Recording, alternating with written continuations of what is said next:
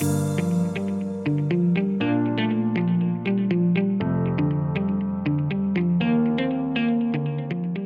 Aldis podcast is brought to you by Aldis International, supplying your expert AI and digital transformation staffing needs across the US and Europe.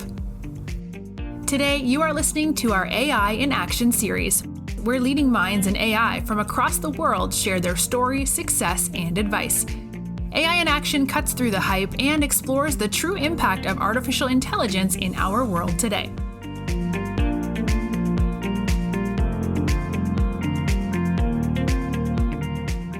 You're listening to AI in Action. I'm your host, JP Valentine. Our guest today is Siddarth Ranganathan. Siddarth is the Senior Director of Data Science, BI, and Analytics at Nintex. Siddarth, welcome back to the show. JP, thanks for having me back. It's a pleasure to talk with you again.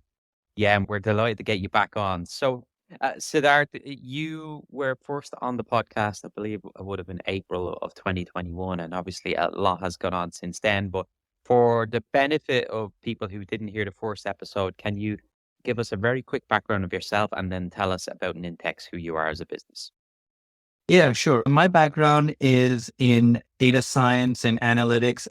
Many eons ago, I got my bachelor's in computer information systems from the University of Texas and was doing web programming back then and the early iteration of analytics back then through on-prem servers and whatnot. I left that job and then went over to get my graduate degree, a business degree. And then after doing 5 years in treasury, corporate treasury, and running the corporate treasury systems for a big multinational called Tyco International, I decided to rediscover my love for data and analytics and statistics and data science, and moved over to the greater Seattle area to pursue that career avenue. And I've been doing this now for several years, including the first stint that I did as a web programmer at National Instruments in Austin, Texas. So that's a brief background about myself. I've been with Nintex now a little over 3 years. This is actually my second stint at Nintex. And I came over to Nintex in August 2019 to really help Nintex become more data-driven in its decision-making. The way I look at my job is we all have jobs because we need to solve a business problem.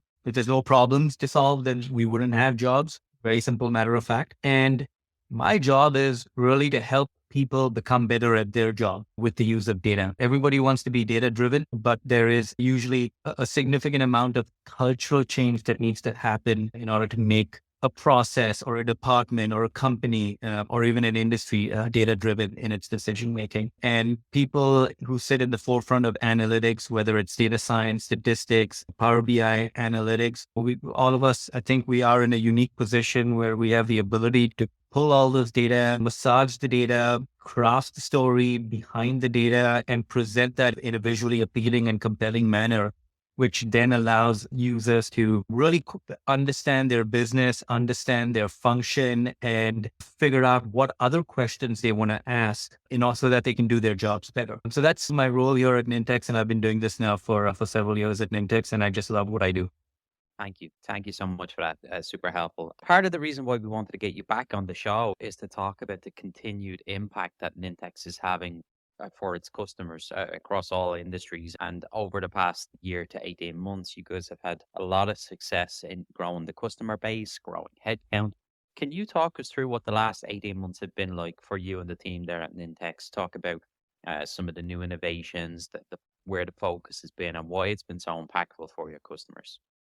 So Nintex has made some fantastic movements in the market, the whole process and automation market. We are now very well positioned to be one of the leaders in offering a full suite of products, from process discovery to process mapping, process documentation, all the way to automation of those products, and then eventually gathering insights into your processes and how to tune your processes so that work can get done more efficiently. To that extent, I think in 2021, towards the end of 2021, we acquired a company called K2 Workflows that's based here in Bellevue and with significant engineering operations in South Africa and Johannesburg. And so that K2 came over to Nintex side, Nintex portfolio at the end of 2021. And then more recently in 2022, I think it was April 2022, when we acquired Cryon RPA out of Israel. And that's been now integrated into our portfolio as well to just strengthen our offering in process discovery and ARC. And so we're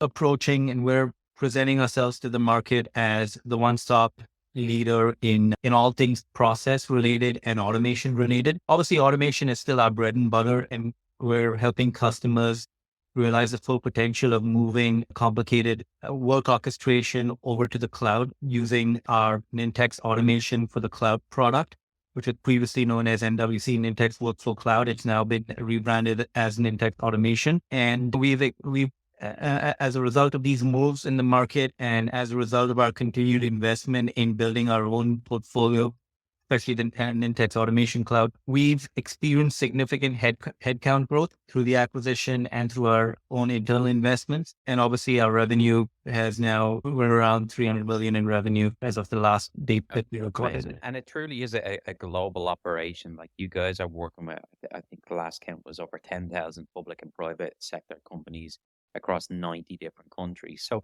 as somebody who holds a senior role in the data science and analytics group, can you really speak to how you and your team go about executing on projects, how you coordinate with, you might have an engineering group in one location, you might have analytics and data science in another location. What does it look like day to day? Give us an example of a project and how you go about orchestrating it all, working with the various sub teams across different locations.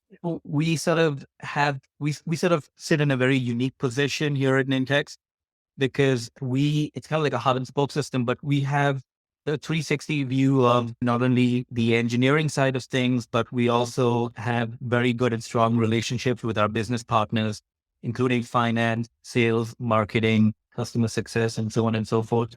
So our job is twofold. Our job is to produce quality, robust business data sets, which then allows our business partners to make informed business decisions about trends that they're seeing or that they want to double click into. And then we also help provide more context, especially around customers and the usage of our products, by interfacing with R&D to get this rich telemetry information to append to our business metrics and our CRM data. So the end result is what our end customers see is a rich data set that not only has product telemetry information, but it also has the business data, the annual customer value, the total customer contract, and obviously demographics and psychographics of the customer, to get this really good 360 view of the customer and how they're using our products. And so we work with several different departments, obviously, and then we also work with several product groups inside the R&D engineering team, where we build data sets and dashboards that help these users, customers do their jobs better. You are listening to the Aldis podcast. When you're looking to scale your team, or if you are interested in showcasing your company in a future episode, reach out today. Or if you're in the market for a new role, visit our website to view open positions, www.aldis.com. You and I were speaking off air about investment and initiatives that Nintex is putting towards AI and process intelligence, your increased use of AI and ML across the organization. Can you give us some insight into what that's been like and what the roadmap for AI and ML looks like at Nintex in the year ahead? Yeah, for sure. Process intelligence is a relatively new phenomena in this industry space. The basic idea behind process intelligence is it gives you the ability to discover your processes. It gives you the ability to manage and document your processes, automate your processes, and then eventually get insights around how well your processes are running. So, something as simple as anomaly detection, where there's an AI or a machine learning algorithm that's monitoring your history of processes or has compiled statistics. And we don't capture any PII information, but about the process itself. How many steps does it have? How long does it typically take? What are some of the data elements inside which constitute what is a normal workflow or a normal process? And then it looks for anomalies especially when a process runs and it encounters an anomaly, whether a process is taking too long So on an average, a process takes 50 minutes, but this one's been running for 750 minutes. That's clearly an outlier. That's a detection of an anomaly. How do we identify those processes that are showing an anomaly, and how do we alert the user to help them take some action? Other parts of process intelligence could be using potentially natural language processing to understand what a process is doing. Many processes are not deeply and accurately categorized. So can we use AI and ML in helping understand the use case and helping our customers get more aligned and get more organized in the way they manage their processes? At the end of the day, usefulness of an AI or an ML algorithm, I always say the usefulness, it always depends on the outcomes that it drives. So what outcomes is it driving for our customers, right? Does a process classification algorithm help them in better orchestrating and in better organizing their processes? Maybe not. Does an anomaly detection program help them in identifying processes that have gone AWOL, or alert them quickly so that they can take action before a huge problem? Perhaps. There's a whole plethora of AI and ML use cases that can come under process intelligence. And starting to skim the surface now. Siddharth, then on the topic of the investment into AI and ML, obviously that's going to have a continued impact on your needs to bring in and attract top talent across data engineering, machine learning, data science.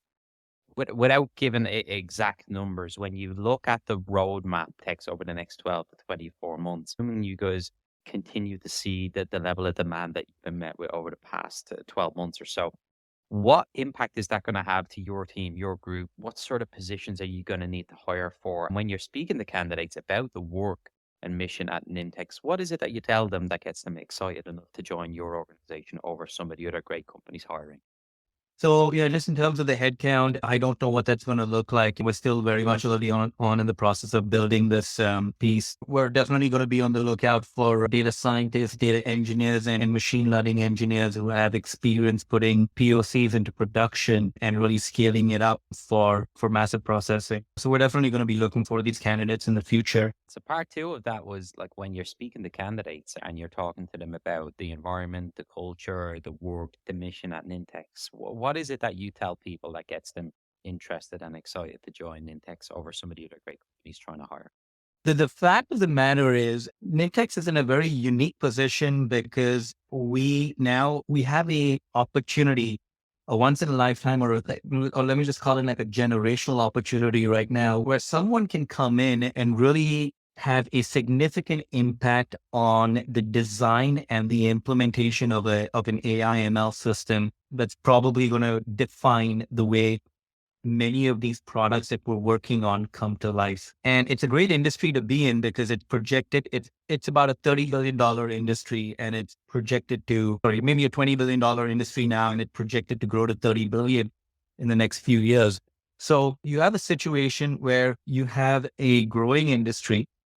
You have a situation where the whole dynamics of way the work is done because of the pandemic and because of other factors, supply chain issues, the economy potentially going into a recession. You have a situation where these factors are playing, and therefore Nintex is very uniquely positioned to really accelerate its growth and really establish itself as one of the top 5 companies in this space. The other companies obviously are much bigger, like Microsoft, ServiceNow, UiPath, but we have an opportunity to really establish ourselves in this space as well. So you have the industry, you have the changes that are happening around us, the societal and environmental changes that are happening, and you have a company that's well positioned to really take the bull by the horns. And then you have the opportunity to work on some defining technologies that are most likely going to be very instrumental in the way we build this product of the future. And so that's what really gets me excited about where we are and where we're going. Siddharth, thank you so much for coming back on the show and giving us the amazing updates of what's going on at Nintex. It's been an incredible 18 months for you guys as a business, some fascinating acquisitions to further help you be successful, and just the overall demand and growth for what you're doing is quite interesting. Nintex is fast becoming a leader in this field and truly a global company. So we're grateful to have you back on the show and talk to us about the continued investments in AI that you're making. And we look forward to seeing what you guys can continue to accomplish in the months and years to come. Thank you so much. Thanks, JP.